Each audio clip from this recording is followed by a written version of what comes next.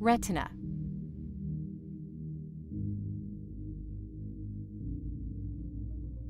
Retina.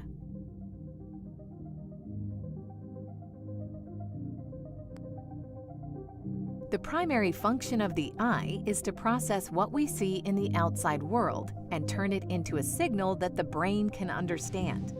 Light enters the eye through the cornea, a thin, clear layer at the front of the eye that helps filter and direct light. The pupil is the black circle at the center of the eye, and the iris is the colored rim around the pupil that determines a person's eye color. Iris color is hereditary, with a predictable pattern of inheritance. Brown eyes are the most common eye color because this gene is dominant over other eye colors and only requires a brown eye gene to be inherited from one parent. Brown eyes are dominant over green eyes, but green eyes are dominant over blue eyes.